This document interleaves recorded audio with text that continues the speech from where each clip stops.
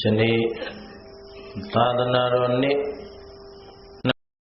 Ngazet Takuni Koza Dagri Tatang Ya Chause Kugu Todalin Lavi Jo Sanaye Natang Konakuni Selabai Shiyani Nya Chiduroshin Ega Mahabandita Mogu Searo Hayaji E Tiyantana Megara John Laido Sakhan Windiana Joya Lajado Yogi Duro Zemia Alo Sei Chanda Jin Koi Jama Jim Jizo Zwane Within the hobby of Yadame Dessa Dayamyangu Nale Nana Yabazi Nale a daily Tijabazi Tire daily Diva Dikanda Masunjagi Kodoka Ku Lessa they are Chinjan Jogo Guamia Ato Nanya Bazi Look Shiuzwa Meda Buddha Fileba, no? This are the other Rubu Hoja Yanai Ananda go in Jesu Shimya Pijado Haya Yarana Teya Yarana Tanga Yarana Yarana Romya Dombaru Nindagwa Mipa Seadakin Jesu Shim Boundu Ah Puzo Jesu Sado Abjen Laga Puzi Yamadu Yanitiana Joya Lajado Tandara I Suido Mudo Aboundu Ah Jesu Sado Nine Hoja Bama Kibari Alonso Trogan Bondo Le Mimido Ye Mami Maleo Mabo Sare Badidia Mashore Zoe Lona Waria Ayen Dibido Dewa Lucy Juna Ao Josa Java Liza Zone Taitoma, no? Okay, I don't know that Yashakuja Bido Pisi Nasal Pisi Yopa Buzoya off Namo Shada Egawado Erahado Namadambu Jada Namo Shada Egawado Erahado Namadambu Jada Namo Shada Egawado Erahado Namadambu Jada Heju Bisayo Aramana Bisayo Adivati Bisayo Anandara Bisayo Samanandara Bisayo Dahazada Bisayo Hinya Minya Bisayo Naithaya Bisayo Uba Nithaya Bisayo Pure Zada Bisayo Pizazada Bisayo Adivana Bisayo Kama Bisayo Vibaga Bisayo Ahara Bisayo Ingriya Bisayo Sana Bisayo Mega Bisayo Samayuda Bisayo Vivayuda Bisayo Nati Bisayo Nati Bisayo Vigada Bisayo Avigada Bisayo Di Kalo Manigati Usindo Taha Sada Bisayo Biogabi, no? Do the what? Jesus viewed that death, Jesus viewed that death, the boy. Peter Dini Enya Menya Pesayo Enya Menya Pesayo Maro, donate the Dama, Don't Jong Mashiva Sadaro Kanda Arubino Enya Menya Pesayina Pesayo Sadaro Mahabuddha Inya menya besayena besayo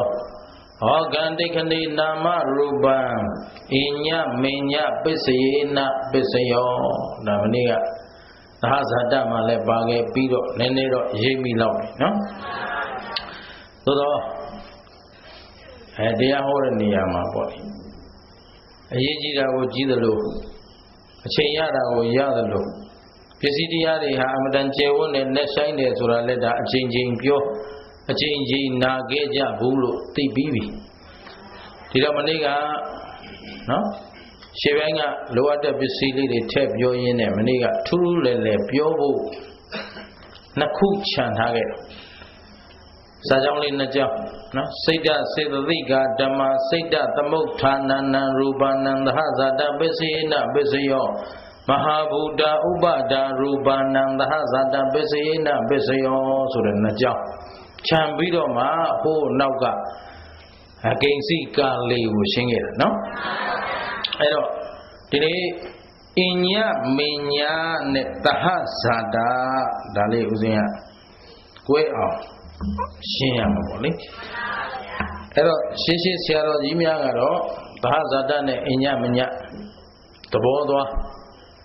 တူတယ်လို့ဒီလိုဆိုပါတယ်နော်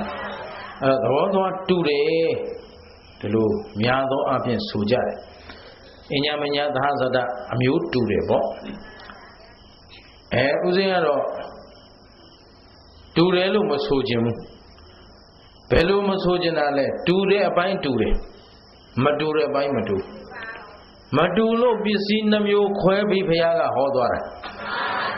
တဘောတစ်ခုတည်းဆိုရင်ပစ္စည်းနှစ်ခုခေါ်เสียအကြောင်းမရှိ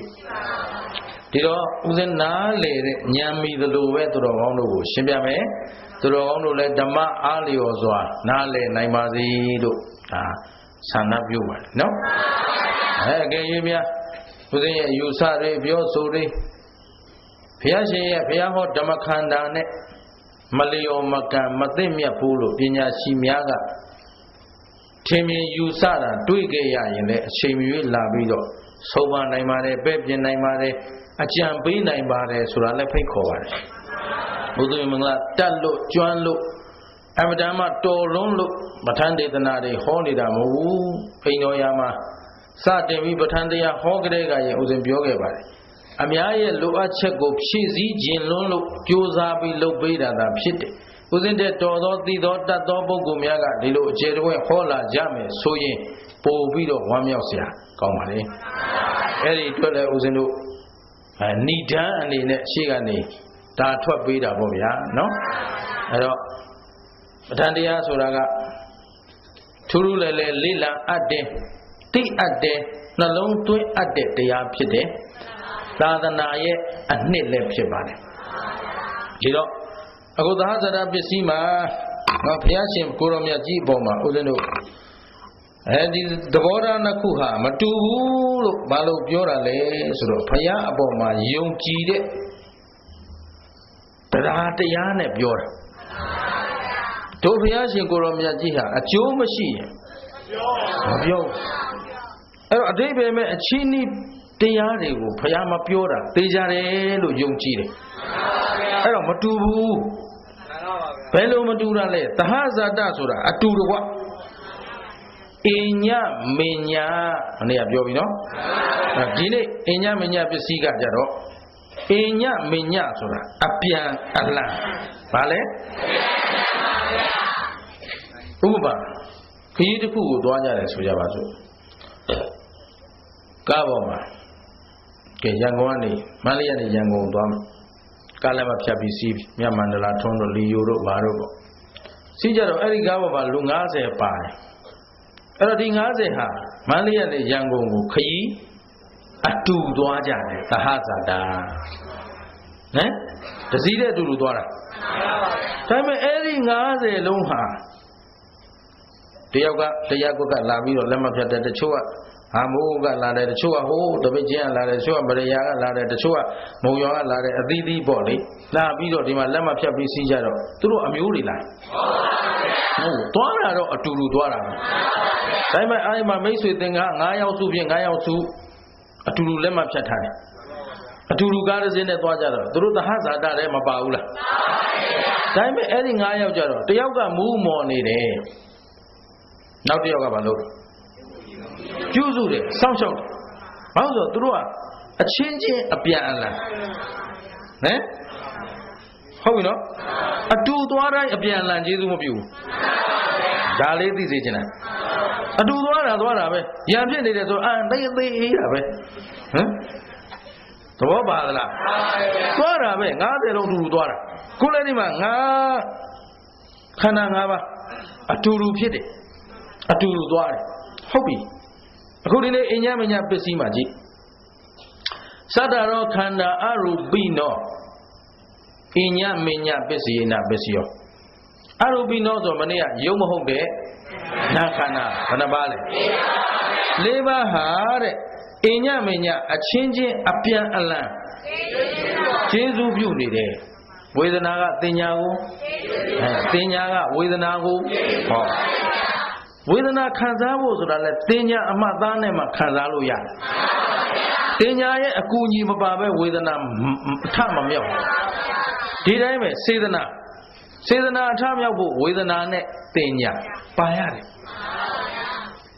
ရှင်းလားဘုန်းကြီးတို့ထင်ရှားတာကြည့်ရရင်ကိုကအများပေါ်ပြုစုခြင်းနဲ့စောင့်ရှောက်ခြင်းနဲ့စေတနာထားခြင်းနဲ့ဆိုတော့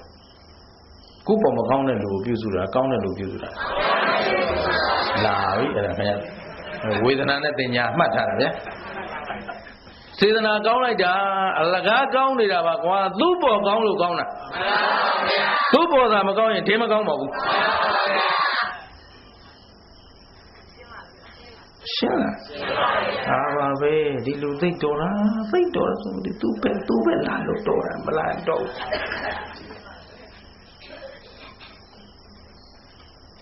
ဘောပါရဲ့လားအဲ့ဒါပဲတင်ညာသင်္ခါရစေတနာဝေဒနာတွေကအပြန်လှန်သူကဟုတ်ပါလားဒီစိတ်ကလေးအောင်မြင်မှုဆိုတာဟောဒီဝေဒနာတင်ညာသင်္ခါရဆိုတဲ့စေတသိက်ကထောက်ပံ့စေတသိက်ရဲ့အကူအညီမပါပဲစိတ်မဖြစ်ဘူးစိတ်အကူအညီမပါပဲစေတသိက်မဖြစ်ဘူးစိတ်စေတသိက်ဆိုတာသိကြရတည်လို့ရတဲ့တရားတွေမဟုတ်ဘူးအညမညာ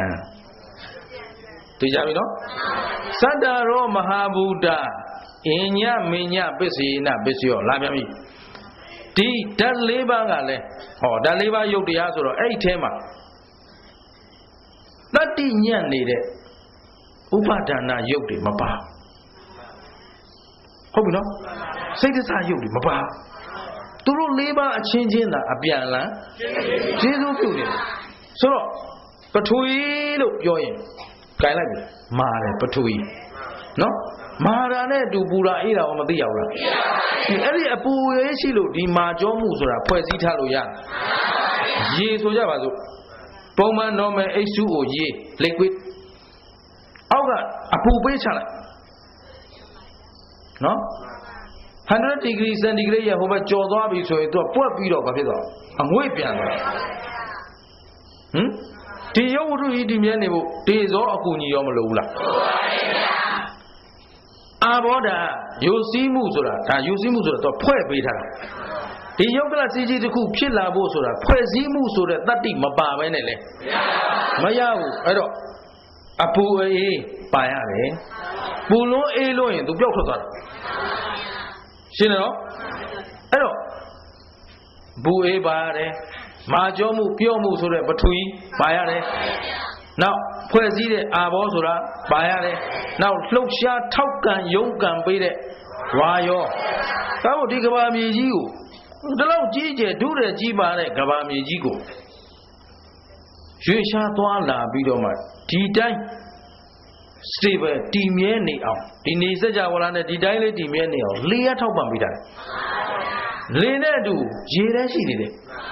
ရေရဲ့ရိုးစည်းဖွဲ့စည်းတတ်တဲ့သဘောကြောင့်ကဘာကြီးကလဲနေတာရှင်းလား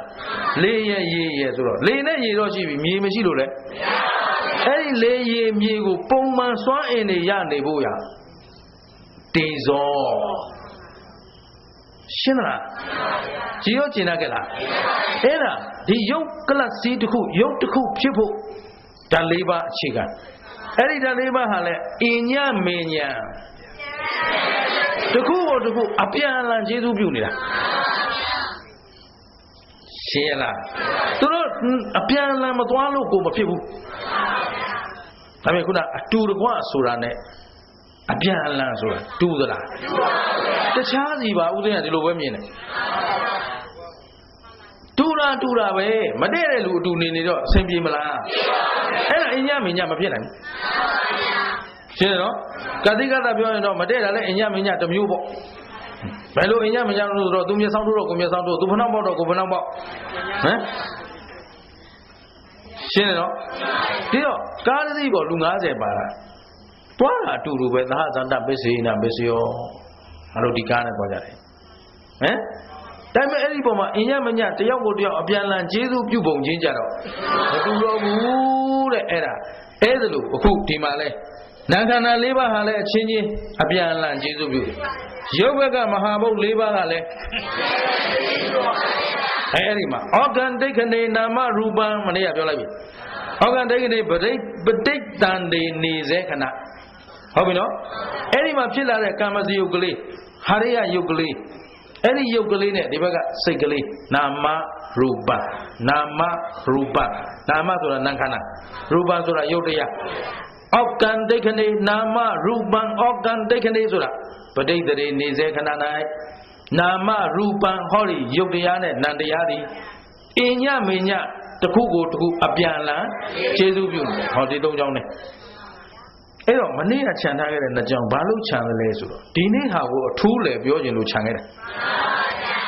မနေ့ကသဟဇာရမှာကျတော့စိတ်တစေတသိကာဓမ္မစိတ်တသမုဋ္ဌာဏနံရူပနံသဟဇာတပစ္စယေနပစ္စယောစိတ်တစေတသိကာဓမ္မဆိုတဲ့ဟောဒီစေတသိက်စိတ်တရားတွေဟာစိတ်တသမုဋ္ဌာဏနံဟောဒီစိတ်ကပြဋ္ဌာန်းထားတဲ့ရူပနံရုပ်တရားကြီးကိုဟုတ်ပြီနော်သဟဇာတအတူဖြစ်၍ဘာဖြစ်နေလို့ကျေးဇူးပြုဒီနေ့မပါဘူးဟမ်အညမညမှာမပါဘူးရှင်းသလားသဘောမပါသလားအဲ့ဒီမှာလည်းတခြားကြည့်ယုတ်ကနံကိုကျေးဇူးပြုတာလားနံကယုတ်ကိုကျေးဇူးပြုတာနံကယုတ်ကိုတခြားပြန်ကြည့်ပြန်ရွတ်ပြမယ်စိတ်တစေတသိကာဓမ္မစိတ်တသမုဋ္ဌာဏနံရူပနံသဟဇာတပစ္စယေနပစ္စယောဟောဒီစိတ်တွေကတဲ့သူသမုဋ္ဌာအပ်တဲ့ရုပ်တွေကိုကျေးဇူးပြုနေတယ်တဲ့ဟုတ်ပြီနော်နောက်တစ်ကြောင်းကမဟာဘူတာဥပါဒာရူပနံမဟာဘူတာဆိုတဲ့မဟာဘုတ်ကြီး၄ပါးဥပါဒံယူရူပနံဆိုတဲ့ခုခင်ဗျားတို့ဥပါဒံဆွဲလန်းနေတဲ့ရုပ်ဟမ်အဖေနဲ့တူခြင်းနဲ့ဆိုတဲ့ရုပ်အမေနဲ့တူခြင်းနဲ့ဆိုတဲ့ရုပ်ဆွဲလန်းမှုရုပ်ကလေးတွေနဲ့ခင်ဗျားတို့ကံမစရုပ်ကိုပြုပြင်လာတာကိုဖြူတာကြိုက်တော့ဖြူတဲ့ရုပ်မဲတာကြိုက်တော့မဲတဲ့ရုပ်ရှင်းလားအင်္ဂလိပ်မကြီးကကလေးမွေးတယ်မဲချိတ်နေတဲ့ညီကလေးမွေးလာအဲ့တော့သူယောက်ျားကလည်းအင်္ဂလိပ်ကြီးပဲဆိုတော့ဖေးဖြူမေဖြူတွေကအမဲမွေးတယ်ဆိုဒီမိမလော်မာယန္တနာဖြစ်ကြတာအင်္ဂလန်မှာနော်ဒါအထင်ကြီးရှိအဲ့ဒီမှာ gene တွေဗီဇတွေ DNA တွေအကုန်စစ်လိုက်တဲ့ခါကျတော့လေအဖေသွေးသေးကြတယ်အဲ့ဒီမှာဘာကြောင့်လဲလို့ရှာတော့မှအင်္ဂလိပ်မကြီးအခန်းထဲမှာနီဂရိုပုံတပုံချိတ်ထားတော့အဲ့ဒီပုံကြောင့်မဲသွားရှင်းလားအဲ့ဒါမဟာဘူတာဥပါဒရူပနံဆိုအဲ့ဒါပဲဒီတဲ့ရှင်းအောင်တော့ကျုပ်လည်းမပြောတတ်တော့ရှင်းသလားဥပါဒနာယုတ်ကိုမဟာဘူတံတန်၄ပါးကကျေစုပြုနေတယ်กว่าတယ်အဲ့ဒါသဟဇာတမှာပါတယ်အညမေညမှာကြမပါဘူး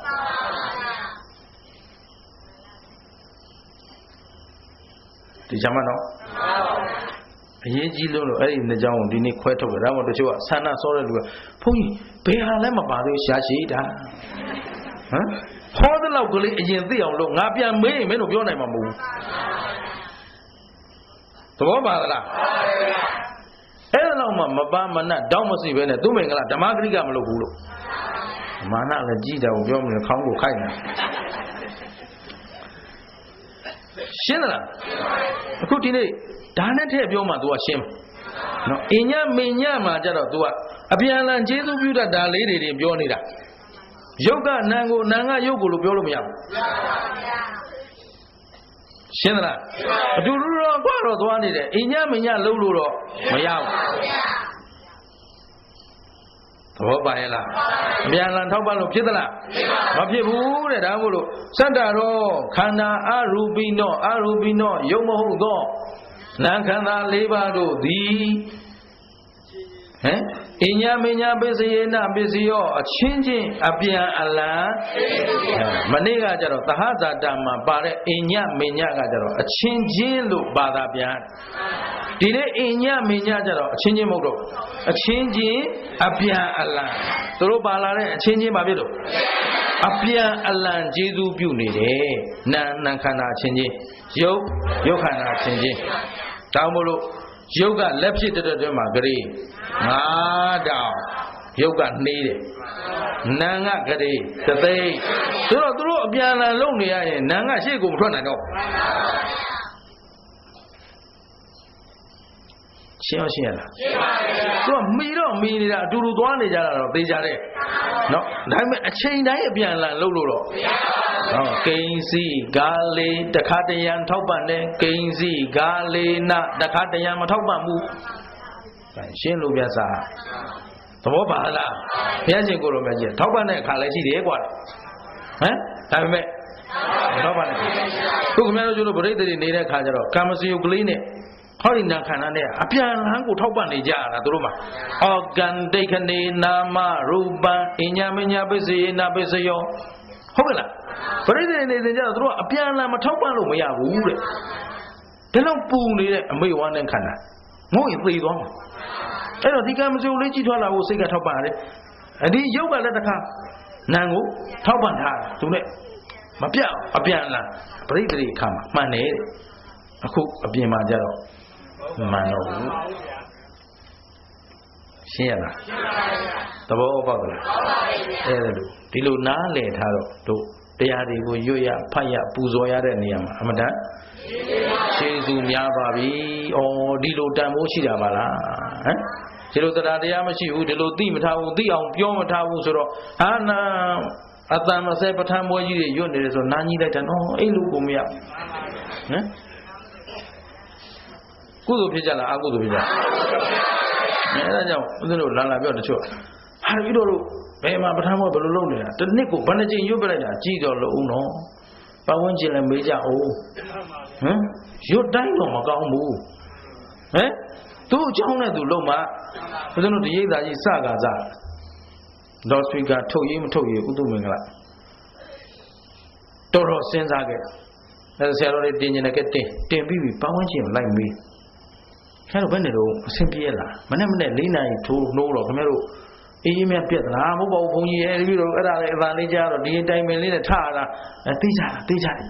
ဟောတို့အတန်ဖွင့်လို့ရမလားရတယ်အေးရရင်ထုံးကိုကောင်းတာလုပ်တယ်ဆိုတိုင်းသူများကြိုက်ချင်မှကြိုက်မကြိုက်ရင်အကုသိုလ်ဖြစ်မှာပဲရှင်းလားငါကြိုက်တိုင်းသူများကြိုက်ရမယ်လုပ်လို့မရဘူးဒါကောင်းတာပဲကွာလို့ပြောတော့တိမ်မုံအနောက်တိုင်းသားတွေအတွက်ကောင်းတယ်ဗမာတွေအတွက်အာဇီးထည့်ထားသလိုမကောင်းဘိမ့်မုံတော့ကိုမကြိုက်ဘူးတို့ဗမာကွာရှင်းလားမင်းကိမ့်မုံမျိုးရတာလေပင်နေနေသဘောပါလားအဲ့ဒါကိုကောင်းတယ်ဆိုတိုင်းသူများကောင်းမယ်လုပ်လို့မရဘူးရှင်းတယ်နော်ဟေးအဲ့ဒီမှာဒီတော့မနေ့ကမာဂန္ဒီပြန်ကြည့်တာနော်မာဂန္ဒီဟာသူ့အယူဆနဲ့သူ့စာအုပ်နဲ့သူတော့သူဘာဖြစ်မှန်းနေဒီယူသာဓမ္မ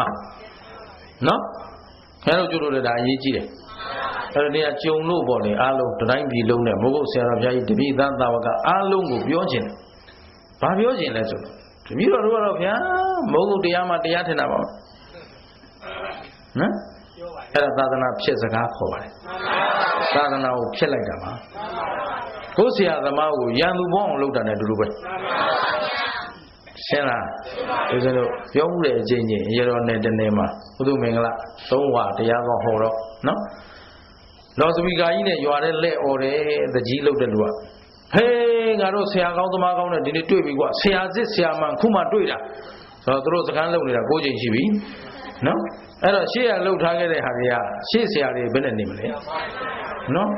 အဲ့တော့အကုန်လုံးကဟိုရွာတွေကဘုန်းကြီးတာမှမိဘုန်းကြီးကဘာမို့လို့3ဝါရှိသေးတယ်ဘာအကောင်လုံးကလှုပ်လာကြရောဟမ်ဒါပြန်ဘာလို့ကိုယ်ဆရာသာသနာပြုလိုက်တာလားရန်သူမွေးပေးတာလားအဲ့ဒါပါပဲနော်သဘောပါတယ်နော်မိမိဟာတကယ်တရားကိုသိလာပြီတတ်လာပြီကျေးဇူးရှိတယ်လို့ကျေးဇူးရှင်မှန်သိလာရင်အဲ့ဒီကျေးဇူးတရားနဲ့အတူစောင့်ရှောက်တတ်ဖို့လေလိုသေးတယ်သဘောပါသလားဘုံတရားမဟုတ်ရင်မနာတတ်တော့ဘူးလို့ပြောလိုက်ရင်ကြံတဲ့တရားတွေအကုန်လုံးကလည်းဘုရားဟောတရားတွေကြီးပဲရှင်းတယ်နော်ဒါကတော့ဓမ္မဂတိကဆိုတာတော့သူ့အာဘောကို့အာဘောသူ့ဝါဒနာကို့ဝါဒနာဟမ်ကျုပ်နာမကြီးနေတဲ့ပုဂ္ဂိုလ်တွေအများကြီးရှိပါတယ်ဦးဇင်းတို့စီဂွေတွေတရားဂွေတွေနာမကြီးတယ်ဆိုရောက်လာတာဒါပေမဲ့ကျုပ်နာမရတဲ့အများကြီးရှိတယ်အသာညောင်းတာလောက်လာရင်သူ့မင်္ဂလာအကြိုက်ကိုမကြိုက်တယ်နာလို့ကိုမရဘူးမင်းဘယ်လောက်တရားကောင်းကောင်းဒါပေမဲ့ငါမကြိုက်ဘူးသူများကြိုက်တယ်သူများကြိုက်လို့သူများတရားသိရင်လောက်ကြနာကြအရှင်ဘုရားတပည့်တော်တို့ဘုသူတရားနာတယ်ကောင်းတယ်နာတရားဆိုနာရှင်ဘုရားမနာဘူးလားငါတခါတော့နားထောင်ဘူးလေနောက်ထပ်တော့ဆက်မမေးနဲ့ငါညောင်ကြီးလို့ကြိုက်ကိုကြိုက်တာမဟုတ်ရှင်းလားနွဲချွဲရတော့တို့ကပြောကုန်မပြောတတ်တာအုံတိုင်းတုံးကွမ်းမဲ့ကိုလည်းဒီလိုလုပ်လာတာပဲရှင်းလားဟဲ့အဲ့တော့ဥဒ္ဓမင်္ဂလာတရားရှင်ပြတဲ့တပည့်တော်တို့ကိုတော့တရားနာမရဘူးတဲ့မုံတခါတဲ့မိန်ကုန်းပြောနေတဲ့အတိုင်းပဲပြောနေတာတဲ့ဆောက်အောင်ပြီးတော့တရားဟောပါဆိုမှမကြိုက်မနာနဲ့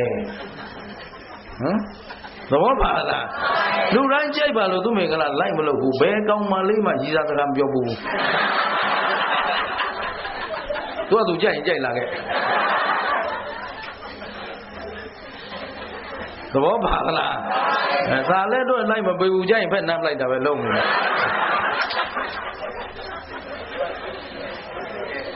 တတ္တိရတဲ့နော်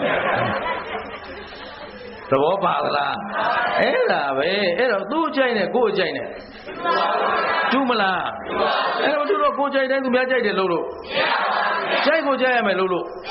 မရဘူးကြည့်မာဂန္ဒီသူ့စာနဲ့မကြိုက်ဘူးလေဘာလဲမကြိုက်ဘူးတဲ့အရှင်ပြချင်းဒီပဲပုံနာတွေအမျိုးမျိုးဖယားကိုဆွဆွဲဘူးလေအဲ့ချင်းကတော့ပုံနာနဲ့ဖယားနဲ့အတက်ကိုမတက်နော်မတည့်ပဲလေဘုရားရဲ့သာသနာတော်မှာတကယ်သာသနာပြုသွားတာလဲပုံနာတွေကြီးပဲဟမ်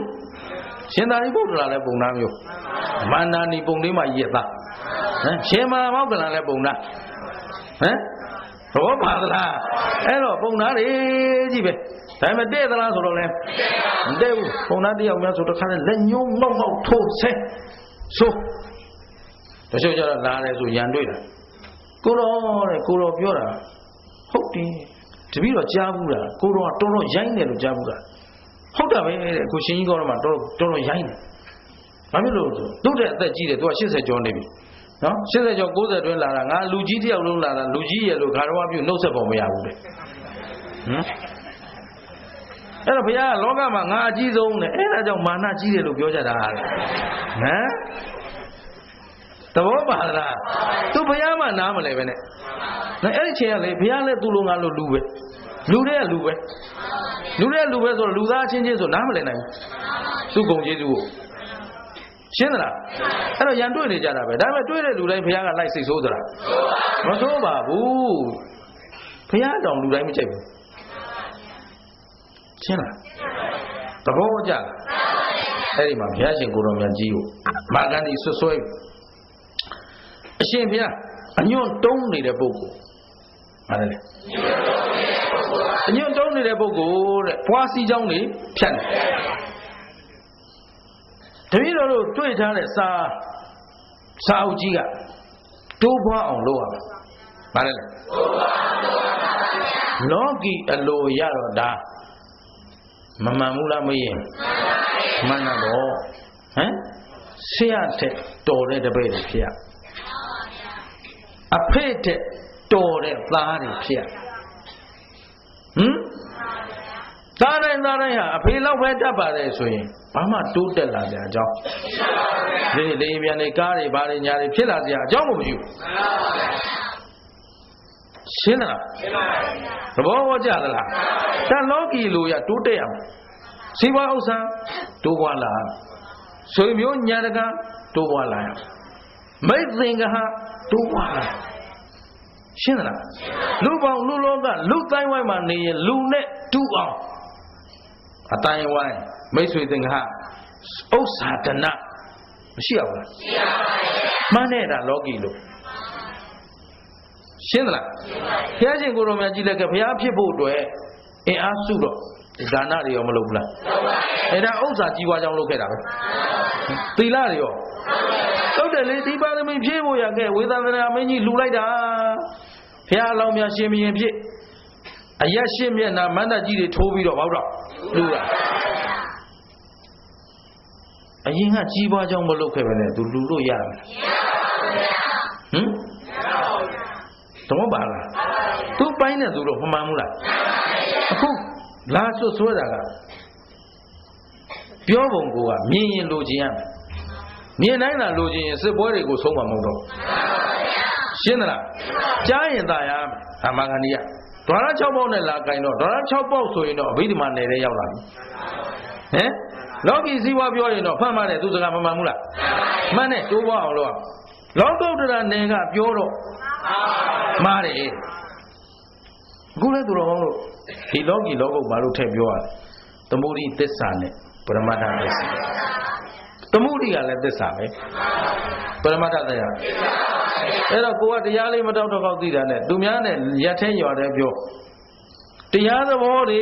ကြီးလှည့်ပြီးတော့ပြောနေရင်ဟိုမှာအကုန်မှန်နိုင်ပါသူကလောကီလူလောကီစီးပွားပဲသိတဲ့လူကိုလောကီနဲ့လျော်တာပဲပြောဒါမို့ဘုရားရှင်ကိုရောမြတ်ကြီးဟာတရားဟောပြီဆိုဒါနကထာသူနဲ့တင့်တော်တာဟောတာသီလကထာတချို့ဒါနကထာလောက်နဲ့တာယာပြီးပြန်တာနောက်ကဝိပဿနာမသိဘူး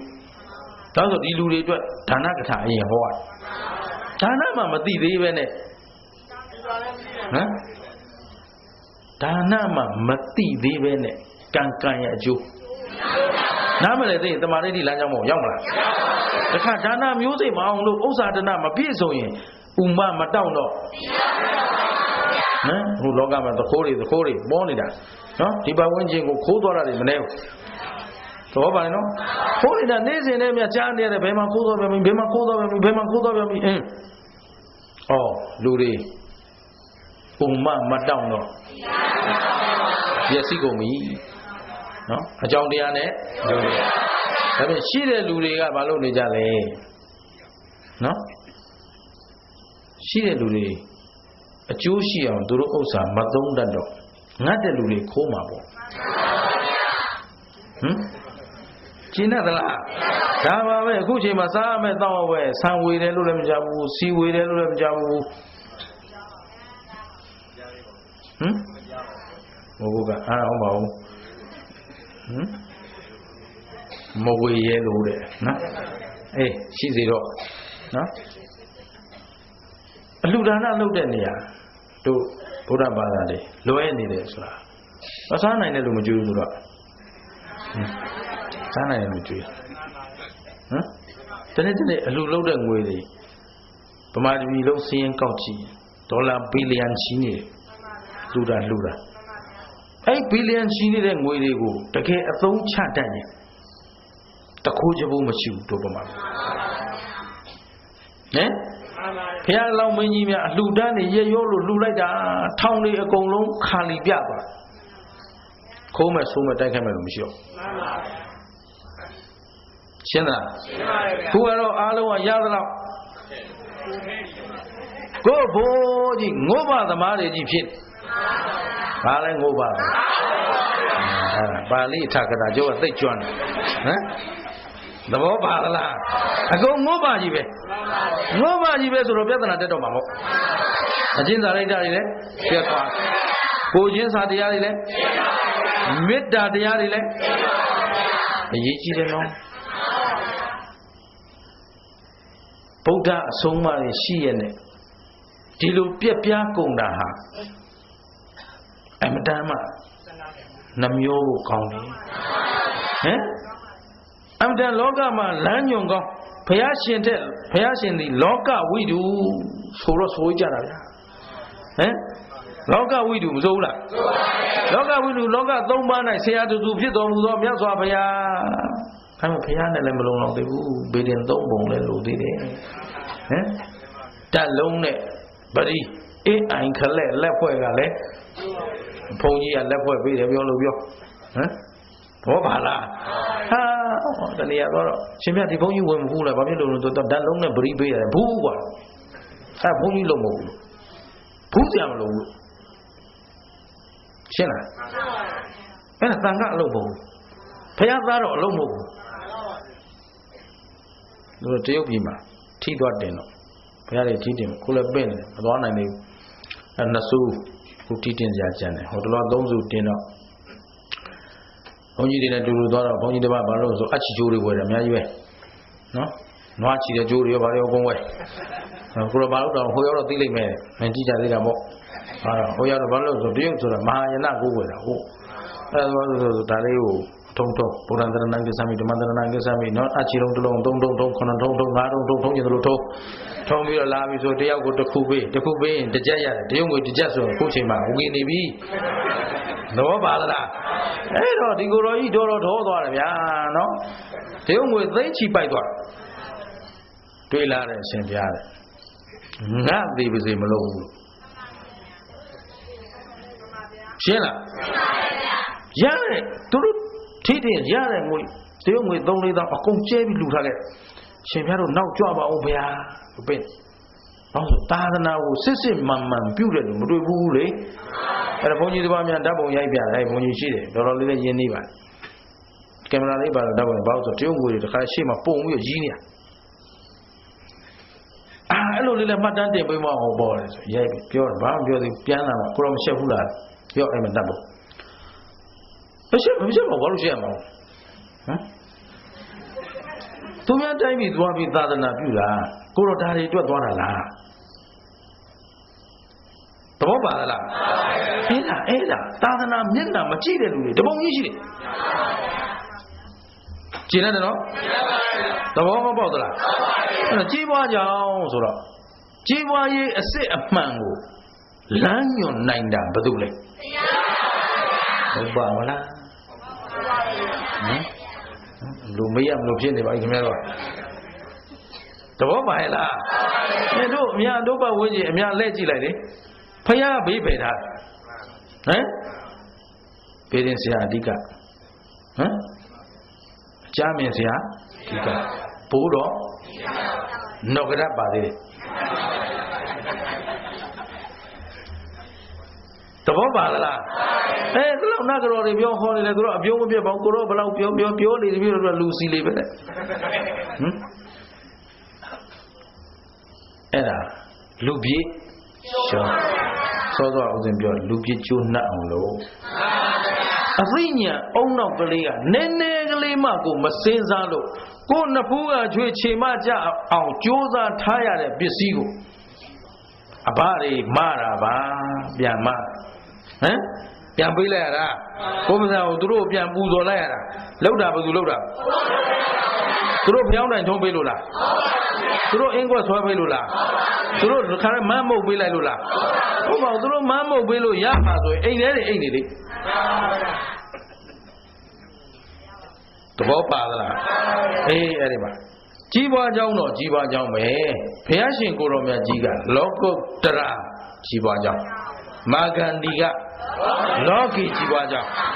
ဒီ direction ဥတီချက်ကလေးလွယ်နေဟုတ်ပြီလွယ်လာတော့လွယ်ပြီအဲ့တော့ဘုရားရှင်ကိုတော်မြတ်ကြီးကအေးတဲ့မင်းပြောတဲ့လောကီကြီးပွားကြောင်းစိမြင်ရင်လိုချင်ရမယ်ဆိုတော့မြင်တဲ့နောက်မှာတတိဝရိယပညာမပါဘူးဆိုရင်မြင်ပြီးပါဖြစ်မလဲလောဘဒေါသမောဟအားလုံးသိတယ်နော်လောဘဒေါသမောဟတဏှာမာနဒိဋ္ဌိဖြစ်မလားမဖြစ်ဘူးလားဖြစ်လာရင်ကုသိုလ်လားအကုသိုလ်လားအကုသိုလ်ဆိုရင်ပူလောင်မလားအေးချမ်းမလားချမ်းသာမလားဆင်းရဲမလားဒါဖြင့်မင်းကိုမင်းချမ်းသာကြောင်းရှာနေတာမဟုတ်ဘူးကွာတဲ့ ရှင်းသလားဒါဦးဇင်းဟုတ်ဘူးလေဆွေမျိုးများလေလေဒုက္ခများလေလေသာသမီများလေလေရှင်းနာကလားပစ္စည်းဥစ္စာများလေလေအားလုံးရှင်းတယ်နော်အဲ့တော့ဘုရားရှင်ကိုရောမြတ်ကြီးကမင်းပွားစည်းเจ้าနေရတကယ်တော့ပွားစည်းเจ้าအမှန်ဟုတ်ဘူးချမ်းသာရေးအမှန်ဟောဟုတ်ရဲ့လားအဲ့တော့လောကီလိုပြီပြတော့ဥစ္စာဒနာပေါ်ရင်ချမ်းသာတယ်လို့ပြောတယ်လောကုတ္တရာအလိုကြတော့ဥစ္စာဒနာများလေလေမရှိတော့တောင်းတတောင်းတရတဲ့ဒုက္ခကောင်းလားကြောင်းကြရတဲ့ဒုက္ခကောင်းလားသိကြသလားအဲ့တော့ဒီကလွတ်အောင်ဒီအဆက်တွေပြတ်အောင်ကြိုးစားတော့မာဂန္ဒီကိုဘုရားဥပမာပေးပါတယ်မာဂန္ဒီမင်းကမျက်လုံးကန်းနေတဲ့လူနဲ့တူတယ်ဘာနဲ့တူရဲတော့မာဂန္ဒီဆိုတာပညာရှိကြီးနော်လောကီလူဘုံအလယ်မှာတော့ तू ကရှန့်တော့ပညာရှိပဲသို့တော့ဘုရားကပြောလိုက်ပြီဘာနဲ့တူအကန်းနဲ့တူတယ်ဘုရားရဲ့အဆုံးအမကိုဉာဏ်ထဲမှာမသက်ဝင်သေးတဲ့ပုဂ္ဂိုလ်တိုင်းဟာအန္တပါပဲကျင်တတ်သလားဘုရားအဆုံးအမဉာဏ်ထဲမှာမရောက်သေးရင်အကန်းကြီးပဲကျင်တတ်တယ်နော်အဲ့တော့ကန်းနေတဲ့လူကိုတဲ့လက်နီးစုပ်ဖန်တရားတင်နေတဲ့လက်နီးစုပ်ကြီးဝတ်ပေးပြီးတော့ဒါအမတန်လှတဲ့အစင်ကလေးပဲလှတယ်ကွလေသိလှတာမင်းအင်ကြီးကဆိုတော့ तू ကဘယ်နဲ့ပြောနေတာလှနေတာဟုတ်ဘေးကလှတယ်ပြော तू ကလှမြင်သလားဒါဖြင့်မြင်လို့လှတာလားမမြင်လို့လှတာခုနကခင်ဗျားတို့သားတွေသမီးတွေဆွေတွေမျိုးတွေနဲ့တိုက်ဝမ်းဝမ်းပြောပြောရှင်ရှင်များနေရရင်မလေးသူတို့လူများနေချင်မှာပျော်စရာကြီးဟမ်ခုပျော်သလောက်နောက်ငိုရမှာမြင်မှမမြင်ပဲဟမ်9ယောက်ရှိရင်9ယောက်သာငိုရတယောက်ရှိရင်ရှင်းတတ်သလားဝိသခာအကြောင်းအမကြီးမြေးသေးလို့ငိုသလိုဟမ်မြေမလေးအမတမ်းမှလိမ္မာရေးချမ်းရချားရှိတဲ့မြေမစောကုန်းဝေယဝတ်စအကုန်လုံးသူကလက်လွှဲရဝိသခာအကြောင်းမတို့အကြောင်းမသူ့အိမ်မှာအမြဲတမ်းဆုံးတန်ကားတွေရှိတယ်ကိုအာဂန္တု900ကိလနာ900အမြဲတမ်းဆုံးဖို့900ဆိုတာတွေဟာသူတို့တာဝန်ယူထားတာဒီတော့အဲ့ဒီဆုံးကုန်းဝေယဝတ်စတွေလောက်ရတဲ့အပြင်ကိုတခြားသောပုဂ္ဂိုလ်တွေကဘုရားဆုံးကတ်ခြင်းနဲ့ဘုရားမှုရှိတဲ့သံဃာဘဏ္ဍပါဆုံးကတ်မဲ့ဆိုရင်ဒီပြင်တတ်ဆင်တတ်စီမံတတ်တဲ့ဝိသခာအကြောင်းမှကြီးတို့ခေါ်ရတယ်သူတို့အမှဘုရားအတွက်နေရာထိုင်ခင်းခင်းတတ်ကျင်းတတ်တဲ့ဒါရှင်သာရိပုတ္တရာဘုရှင်မောကလန်ဘုဘဏ္ဍပါပါတို့ဘလူတွေပါမာတို့ဆိုတာစီမံတတ်အဲ့တော့သူ့အိမ်မှာတင်သူကမနေရဘူးမနေရတော့လွှဲထားရတဲ့ဒီမြေးမလေးရုပ်တရက်ဆုံးပါတော့တောကတွေဖြစ်ငိုရှာတယ်ဩငါမှလက်ယုံတစ်ဖက်ပြုတ်ပြီနော်အာကိုရတဲ့ဒီမြေးမလေးမှာငိုတရားတယ်လို့ဆိုပြီးတော့တခါတည်းသပင်ဖားရချရေရွှဲပြီးတော့ဘုရားကျောင်းတော်ရောက်သွားအဲ့တော့ဘုရားရှင်ကိုရောမကျဲကဲလာတော့ဒကမကြီးဘယ်တော့ဒီနေ့မြေးလေးတည်တယ်ဆိုတော့ရှင်ဘုရားမစိတ်ဆင်းရဲလာတာတပည့်တော်အဖွားကြီးကမသေးဘူးသူ့ကြမှာသေရတယ်လို့ဟုတ်ပြီနော်ဆိုတော့ဘုရားမေးရှာတယ်ဒီလိုမြေးမလေးမျိုးဓမ္မကြီးဘယ်တော့လိုချင်ဆုံးအမလေးဟောဒီသာဝတိတပြည်လုံးကျွန်တော်မျိုးမသမီးတွေဖြစ်မြည်တွေဖြစ်ဟမ်ဝိသခာလောဘကိုသိကြည့်တာနော်သဘောပါလားတငယ်ငယ်ကဒိဋ္ဌိပြုတ်သွားလို့နှုတ်ကြည့်ဟောလို့မဖြစ်ဘူးအဲ့တော့မှဘုရားကတခွန်းချင်းမှာပဲမေးရှာပါတယ်ဒါဖြင့်တာဝတိပြည်လောက်မြေးမကြီးတွေမြေးတွေရှိတယ်ဆိုရင်တာဝတိပြည်တဲ့တစ်နေ့ဘယ်နှယောက်လောက်သေးတော့ဒကမာကြီးဒါလေးမေးတာအဲ့တို့ကျတို့လုံးလုံးကိုမစင်စားလို့ဆိုတာအဲ့ဒီအဖြေကပေါ်နေဒီကနေကျွဲဆက်ကထိတ်လောက်ထွက်ကြည့်ရင်ကိုဟမ်ကြိုက်တဲ့အချိန်ထွက်ပါအာသုဘကမလွတ်ပါဘူးသဘောပါသလားဘုညတော့မပါဘူးပေါ့ဗျာနော်ရှင်းတယ်နော်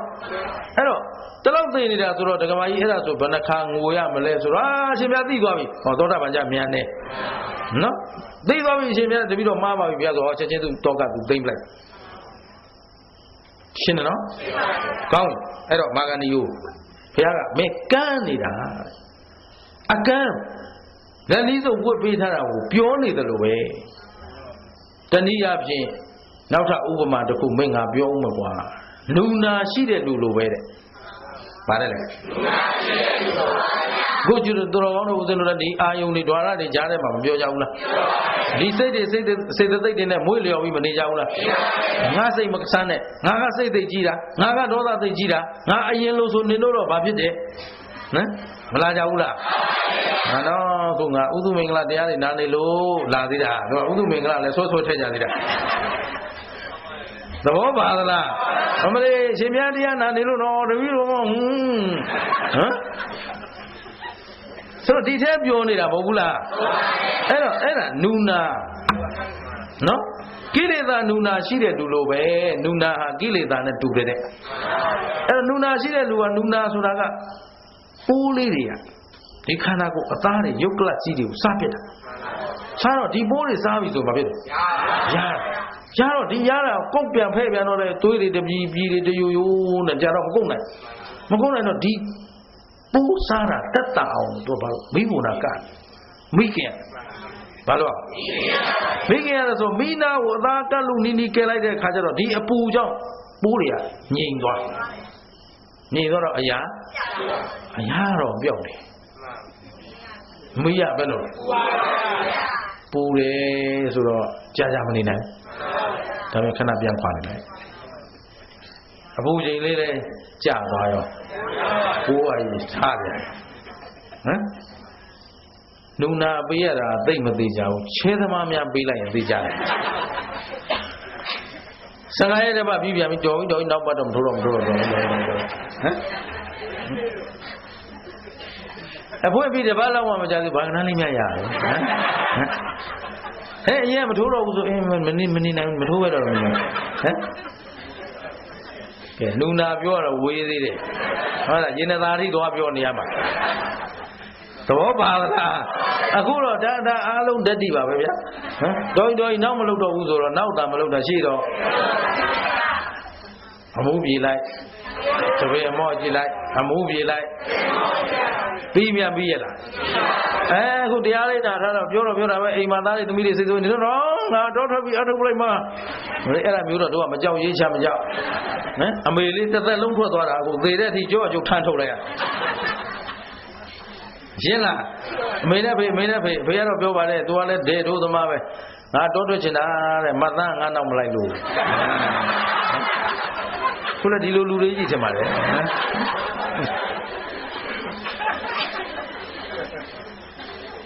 ဟုတ်တာပါဟာတဲ့ကရေတော်တဲ့ရောက်တော့ဆေးပိမူးယူလေးမှမရှိဘဲလို့ဟမ်သဘောပါလားအခုလည်းခင်ဗျားတို့အဲ့ဒီတော်ထွက်နီးနဲ့အခုတော့အဖေရောမေရောကျုပ်ထမ်းထုတ်လိုက်ရတယ်ထမ်းထုတ်မှထွက်သွားတာဘယ်လဲထမ်းထုတ်မှထွက်သွားတာသားလေးသမီးတို့ကျင်းငါတော့နေတော့ပြစ်သွားလိုက်မှာ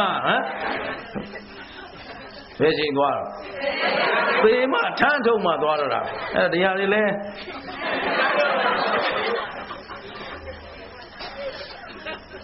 ကျင်းတတ်ကြလားဘာလို့ဆိုတော့လူနာတဲ့တွေကိုဗျမင်းနဲ့ဝေးပြန်တော့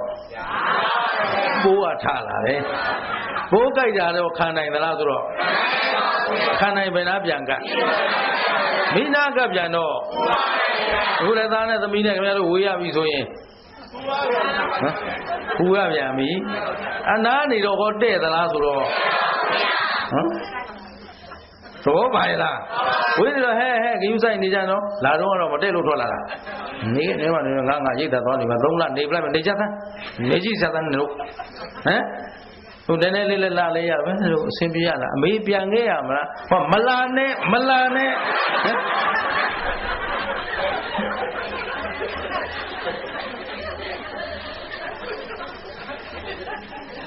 ကျင်းသလား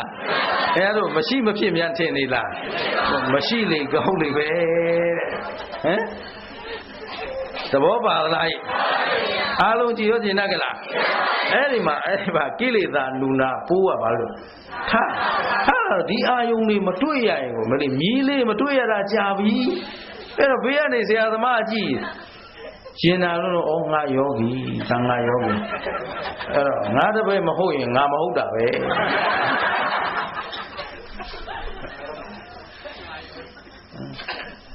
ဘာလို့စခန်းဝင်နေခုဘာတွင်3လဒီစခန်းကြီးရှင်ပြစခန်းဝင်နေတိတ်များတာကောင်းချင်းနေ300ရှိရင်300လုံးငါကောင်းပေါ်မှာအဲ့ဒီတယောက်မှငါမားတာဟမ်တပည့်မကောင်းတော့ဆရာကောင်းမလေးသူတို့မားတယ်ဆိုပြီးသူတို့အပြစ်မတင်ရက်ပါဘူးကွယ်တကယ်နာတော့ဒီဆုံးပဲကျိန်းတာသဘောပါလားအဲ့တော့ဘေးကလာတိုင်းရှင်ဘုရားတပည့်လေရှင်ဘုရားเจ้าဝါရင်း3လအားထုတ်သွားတာဒီလိုလားရှင်းသလားဟဲ့အညမညပစ္စယေန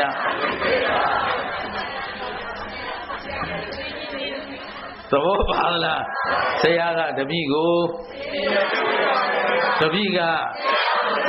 ဟုတ်ပါတယ်သူတို့ကျေးဇူးပြုနေကြတာဒီနေ့ဆိုလာကြတယ်ရှင်ပြဆံမလောက်ဘူးကြားလို့လည်းလာလူတာဖရားတဲ့အဲ့ဒါအညမညဒါမျိုးကြသူမင်္ဂလာပြုလို့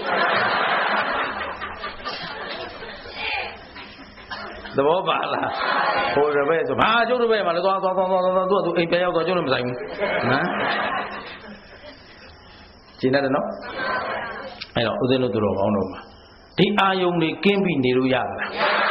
အဲ့တော့ဒီအာယုန်တွေကလည်းအာယုန်တွေနဲ့စိတ်တွေဆိုတာအပြန်အလှန်ပါဖြစ်နေလို့ကျေးဇူးပြုနေမှသိရင်ဟုတ်ပြီနော်ကျေးဇူးပြုနေမှသိရင်ဦးဇင်းတို့ကဒီတရားတွေကိုဆက်ရမှာလားဖြတ်ဘာနဲ့ဖြတ်အဲ့တော့ဘိုးကြောင့်ရတာလားအနာကြောင့်ရတာလားဟမ်အနာရှိလို့လဲဘိုးကြိုက်တာဘိုးကြိုက်လို့လဲအနာဖြစ်တာဒါဖြင့်ဒီအနာပြောက်အောင်ကုမှနော်ဒီဘိုးကုံအောင်တတ်မှရှင်းသလားဘုခင်ဗျားတို့ကိလေသာနုနာပိုးတွေရှိမရှိရှိပါဘူးနာလည်းရှိတယ်ပိုးလည်းရှိဘာဖြစ်လဲပိုးလည်းရှိတော့အနာရှိပိုးကြိုက်ရတာပဲနာတာပဲရှင်းတယ်နော်အနာပြောင်းအောင်ကုလိုက်ပြီဆိုတော့ဒီမီးပိုးကကတ်เสียလိုသေးလားအနာပြောင်းရင်ပိုးရောရှိအောင်မလားဒီတော့မာဂန္ဒီမင်းဟာနုနာရှိတဲ့လူမိနာကတ်တယ်လို့ပဲမင်းဒီအာယုံ6ပါးပေါ်မှာတာယာနေတယ်ဆိုရင်အာယုံ6ပါးတာယာမှုကြောင့်မရှိတောင်းတရှိကြောင်းကြအဘိဇာရပါတာတောင်းတမှုနဲ့လာပြီးဒီနေရာဒါဝင်လာမှာနောက်ပစ္စည်းတွေကြတော့ तू ကသုံးရတော့မှာဟမ်တောင်းတမှုနဲ့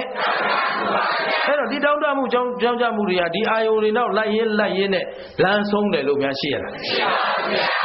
ကျင်တယ်နော်အဲ့တော့တောင်းတမှုကြောင်းကြမှုအပူတွေမင်းမှာပူရတယ်နော်ဒီအာယုံမိဘုံနာတော့ကတ်ကတ်တော့အတူနေပြန်တော့လည်းမတည့်ပြန်ဘူးတကွဲစီနေပြန်တော့လဲအဲ့တော့ဝေးနေပြန်တော့တစ်ချက်တသက်နီးတော့မဖြစ်ဘူးလားအဲ့တော့ဒီအနာပြောက်အောင်ကုလိုက်ပြီဆိုတော့မိဘုံနာကတ်เสียနူနာပြောက်ပြီးသားပုဂ္ဂိုလ်တယောက်ကိုမိဘုံနာလာပါလို့ပြောရင်လာပါဦးမလားငါကမိဘုံနာသူဘာလို့ကတ်တာဘိုးကြိုက်လို့ကတ်တာဘိုးမကြိုက်ရင်ရှင်းသလားအဲ့တော့ဒကာကြီးတဲ့တကယ်ကြီးပွားခြင်းရင်တကယ်လွတ်မြောက်ခြင်းရင်တကယ်ချမ်းသာခြင်းရင်ဒီအာယုန်တွေနောက်ရှင်းရလားအာယုံဆိုတာဖြစ်ပြီးရင်အဲ့တော့ဒီနေ့တရားအလုံးကဖြစ်ပြီးရင်လောဘစိတ်လည်းဖြစ်ပြီးရင်ဒေါသစိတ်လည်းဖြစ်ပြီးရင်ဘယ်စိတ်ကြီးဖြစ်ပြီးတော့ဘယ်ရုပ်ကြီးဖြစ်ပြီးတော့မြဲတယ်လို့များရှိသလားပိုင်တယ်လို့ရောဆိုင်တယ်လို့ရောအလုံးမနာတော့ဒီနေ့ထူးထူးခြားခြားပဲယောဂီနေရောက်တရားလာမေးတယ်ပထမတစ်ယောက်လာတယ်ရှင်းပြတယ်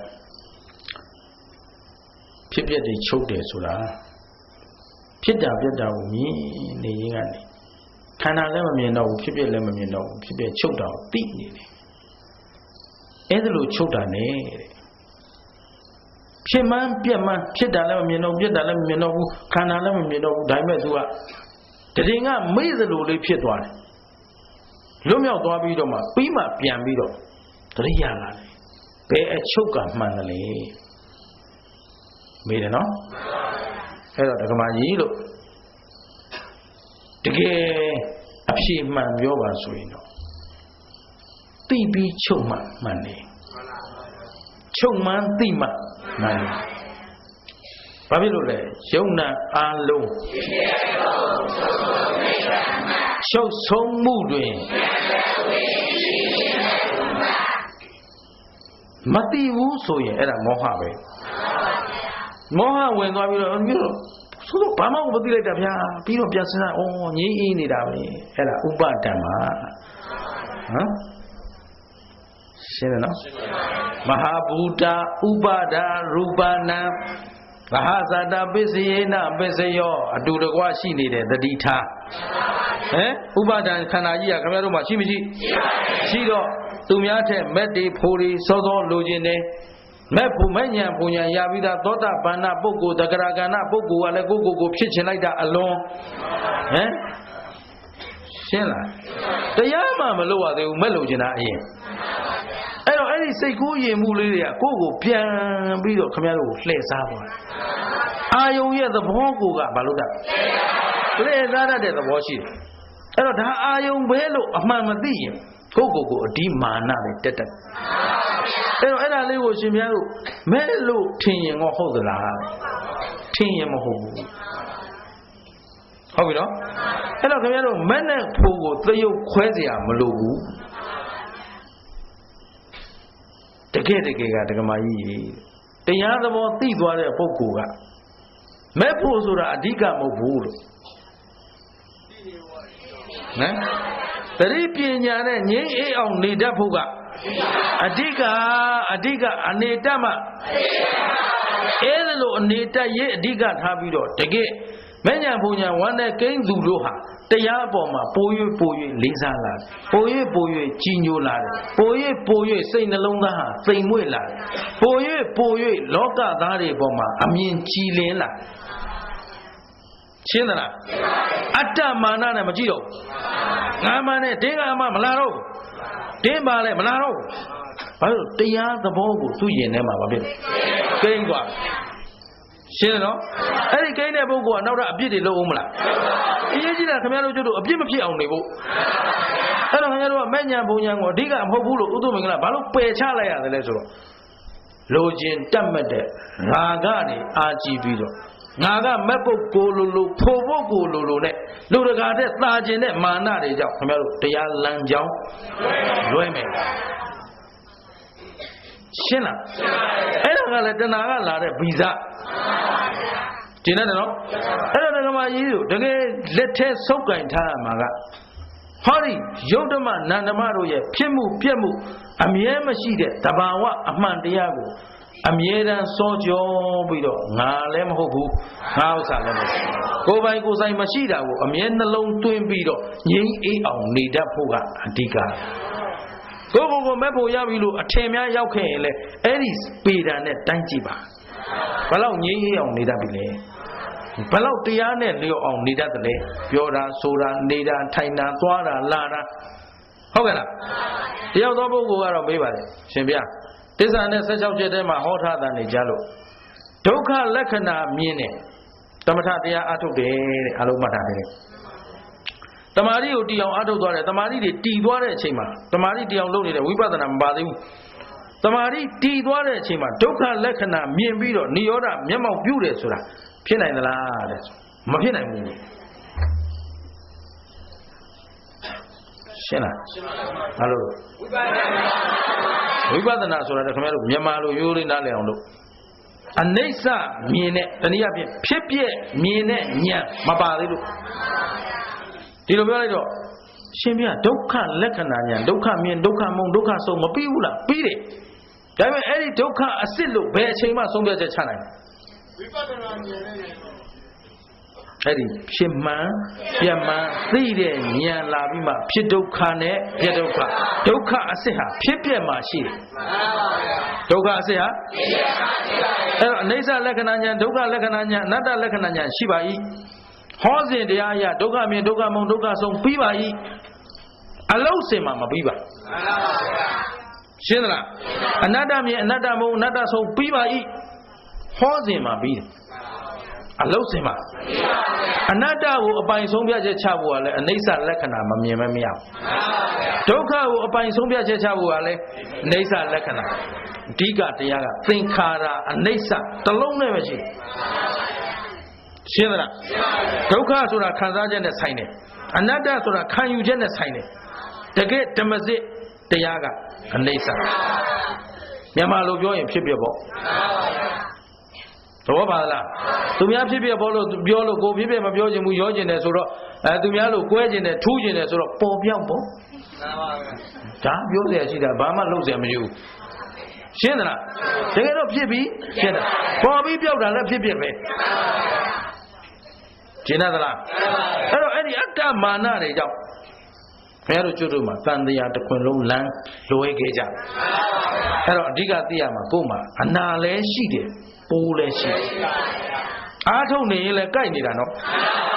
အဲ့တော့ပိုးတွေကမကြိုက်ဘူးလားဒီလေသာပိုးတွေကမလေးတောင်ရောက်သွားလိုက်မြောက်ရောက်သွားလိုက်တခါမိဘကြီးနဲ့ကတ်လိုက်ဟမ်လူကိုကြီးရတော့မကတာသတ္တရောခန္ဓာအရူပိနောဉာဏ်ညမဉဏ်လေတရားကြီးထိုင်နေတဲ့သင်ညာဟမ်သင်္ခါရတွေကအိမ်ကဟာတွေဘလို့နေကြမလဲမသိဘူးလာလဲမလာကြဘူးငါတည်းကလိုနေဟမ်မလာဘူးလားဉာဏ်ညမဉဏ်ဘေစေနာဘေစေယောတော့ယုံနဲ့အိမ်ညမညာမဖြစ်တော့ဘုန်းကြီးတွေကပြန်ကြည့်တော့အမလီမျက်မှောင်ကြီးချုပ်ပြီးစူးစမ်းနေတာဆိုတော့တော်တော်တရားတွေစိတ်ဝင်စားနေတယ်လို့အပြင်ကတော့ထင်တာ